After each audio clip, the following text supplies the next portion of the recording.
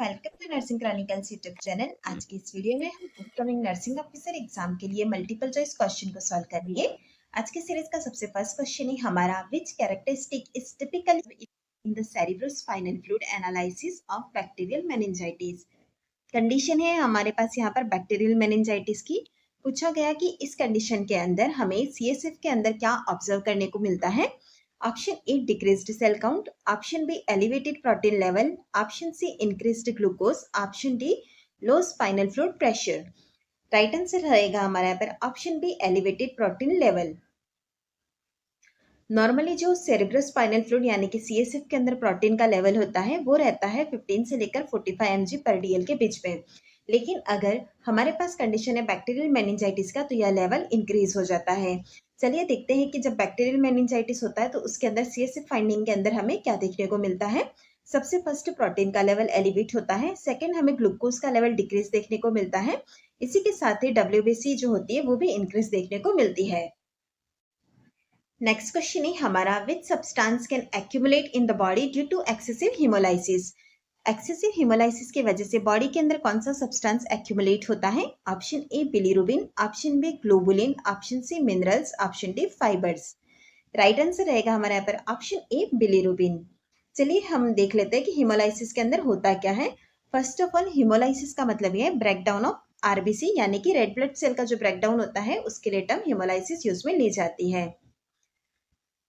आप यहाँ पर देख रहे होंगे जब भी ऑल्ड या डैमेज्ड आरबीसी होती है तो उसके ब्रेकडाउन में क्या होता है, एच हीमोग्लोबिन होता है। हीमोग्लोबिन का जब ब्रेकडाउन होगा तो ग्लोबिन चेन रिलीज होगी और ग्लोबिन चेन जो होती है वो एमाइनो एसिड के फॉर्मेशन में रीयूज हो जाती है।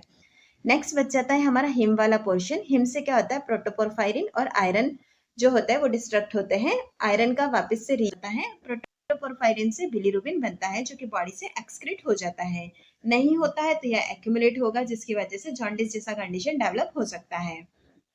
नेक्स्ट क्वेश्चन है हमारा, which plasma protein is responsible for maintaining the oncotic pressure of the blood. Blood का ऑन्कोटिक प्रेशर मेंटेन करने के लिए कौन सा प्लाज्मा प्रोटीन रिस्पॉन्सिबल है। Option A albumin, option B fibrinogen, option C globulin, option D coagulation factor. Right answer है हमारे यहाँ पर option A albumin. Albumin plasma protein जो है वो oncotic pressure of the blood को मेंटेन करने के लिए रिस्पॉन्स है। चलिए हम प्लाज्मा प्रोटीन के टाइप्स को देख लेते हैं। सबसे फर्स्ट आता है हमारा एल्बुमिन जो कि 60% होता है। यह मेजर कंपोनेंट है ऑस्मोटिक प्रेशर ऑफ प्लाज्मा को मेंटेन करने के लिए। सेकेंड नंबर पे आता है हमारा ग्लोबुलिन जो कि अप्रोक्सीमेटली 35% होता है। ग्लोबुलिन का antibodies immunoglobulin and transport protein के अंदर रोल होता है। उसके बाद है फिब्रिनोजन जो कि 4% हमको देखने को मिलेगा। इसका काम होता है functions in blood clotting.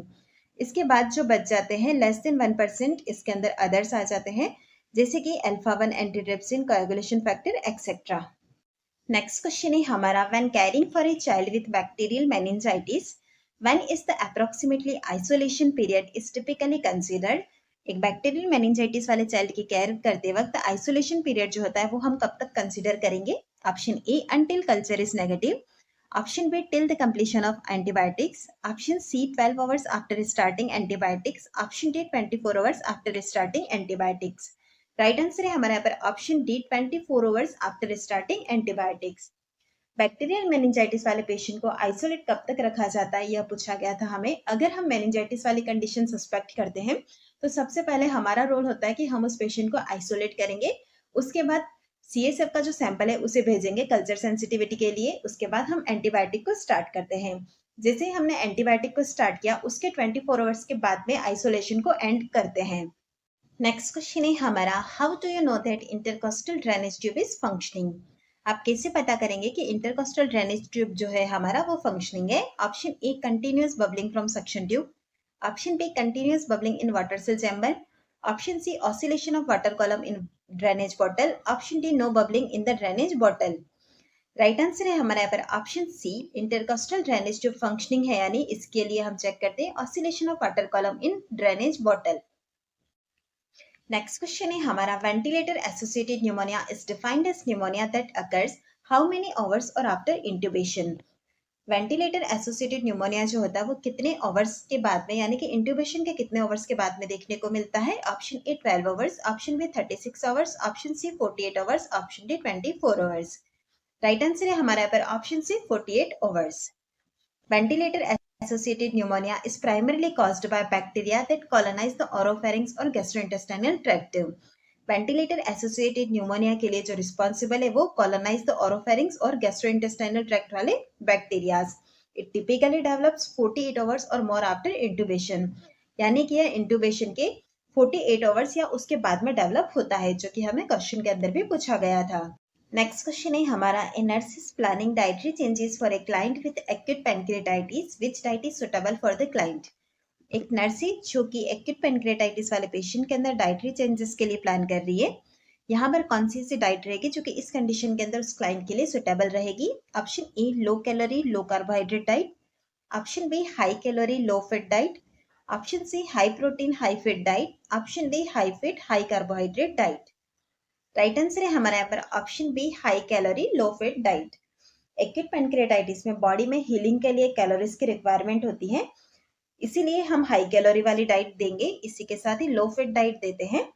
Fat के डाइजेशन के लिए पैनक्रियाटिक एंजाइम की रिक्वायरमेंट होती है, इसीलिए लो फैट डाइट प्रोवाइड की जाती है, ताकि क्या होता है पैनक्रियास पर ज्यादा लोड ना हो और पैनक्रियास को हम रेस्ट प्रोवाइड कर सके. इससे क्या होगा, पैनक्रियास के अंदर ऑलरेडी इन्फ्लामेशन है तो वो फर्दर इन्फ्लामेशन नहीं होगा. नेक्स्ट क्वेश्चन है, the type of pelvis in which the features are heart shaped brim, narrow fore pelvis and sciatic notch with prominent ischial spine. यहाँ पर हमें टाइप ऑफ पेल्विस पूछा गया है, जिसके फीचर्स में दे रखा है उसका जो ब्रिम है वो हार्ट शेप का होता है, फोर पेल्विस नेरो होता है और शिएटिक नॉच जो होता है वो प्रोमिनेंट होता है with ischial spine. Option A है gynaecoid pelvis, option B android pelvis, option C anthropoid pelvis, option D platypelloid pelvis. Right answer है हमारा यहाँ पर ऑप्शन बी, क्योंकि हमें यहाँ पर हार्ट शेप्ड दे रखा है तो उसी से आपको इंडिकेट कर रहा होगा कि right answer option B android pelvis है. चलिए देखते हैं डिफरेंट टाइप्स ऑफ पेल्विस के शेप कौन कौन से होते हैं. सबसे फर्स्ट आता है हमारा गायनेकोइड पेल्विस जो कि राउंड शेप का होता है. उसके बाद आता है एंड्रोइड पेल्विस जो कि हार्ट शेप का होता है. थर्ड नंबर पे है हमारा एंथ्रोपॉइड पेल्विस जो कि ओवल शेप का होता है. वही लास्ट में है हमारा प्लेटिपेलॉइड जो कि ट्रांसवर्स ओवल शेप का होता है. नेक्स्ट क्वेश्चन है हमारा, which type of memory is also known as active memory. कौन से टाइप के मेमोरी को हम एक्टिव मेमोरी भी कहते हैं. Option E long term memory, option B short term memory, option C sensory memory, option D losing memory. Right answer है हमारे यहाँ पर option B short term memory को एक्टिव मेमोरी भी कहा जाता है. नेक्स्ट क्वेश्चन है हमारा, a newborn is admitted to the NICU with choanal atresia, which part of the infant's body should the nurse assess. एक न्यूबॉर्न है जिन्हें एनआईसीयू के अंदर कोएनल एट्रेजिया के साथ एडमिट किया गया है. ऐसी कंडीशन के अंदर नर्स जो है इन्फेंट के बॉडी के कौन से पार्ट को असेस करेगी. Option A rectum, option B nasopharynx, option C intestinal tract, option D appendix. Right answer है हमारा यहाँ पर option B nasopharynx. Choanal atresia की कंडीशन के अंदर नेसोफेरिंक्स को असेस किया जाता है. कोएनल एट्रेजिया मेटल कंडीशन है in which the back of the nasal passage block या नैरो हो जाता है. यह किस वजह से होता है, या तो बोनी टिश्यूज की वजह से या फिर मेम्ब्रेनस टिश्यूज की वजह से होता है. बात करते हैं इसके टाइप्स की, तो यह दो टाइप का होता है. एक होता है बाइलेटरल कोएनल एट्रेजिया और दूसरा होता है यूनिलेटरल कोएनल एट्रेजिया. नेक्स्ट क्वेश्चन है हमारा, planned educational activities provided in A job setting is called. Job setting के साथ में प्लान्ड एजुकेशनल एक्टिविटीज को क्या कहते हैं. Option A continuing education, option B job description, option C in service education, option D job analysis. Right answer है हमारा यहाँ पर ऑप्शन सी. जॉब सेटिंग के साथ में भी जो एजुकेशनल एक्टिविटीज प्लान की जाती है वो हमारी इन सर्विस एजुकेशन कहलाती है. नेक्स्ट क्वेश्चन है हमारा, which of the following is not the correct sign of good attachment during breast feeding. नीचे दिए गए ऑप्शन में से during breast feeding good attachment का कौन सा साइन नहीं है. Option A the baby's lower lip is curled inwards, option B the baby's chin touching the breast, option C the baby's mouth is wide open, option D more of the areola is visible above the baby's upper lip than the lower lip. Right answer रहेगा हमारे यहाँ पर option ए. यहाँ पर क्या होता है, the baby's lower lip is curled inwards नहीं होता है, आउटवर्ड्स होता है. सो ऑप्शन ए हमारा करेक्ट आंसर रहेगा. चलिए अब हम देख लेते हैं कि गुड अटैचमेंट के साइन कौन कौन से होते हैं. सबसे फर्स्ट होता है हमारा more areola is visible above the baby's mouth then the below. Baby का जो माउथ होता है उसके अबव वाले पार्ट में मोर एरियोला विजिबल होता है, ना कि बिलो वाले पार्ट में. सेकेंड पॉइंट है हमारा babies mouth is wide open. जब बेबी ब्रेस्ट फीडिंग कर रहा है तो उसका माउथ जो है वो वाइडली ओपन होना चाहिए.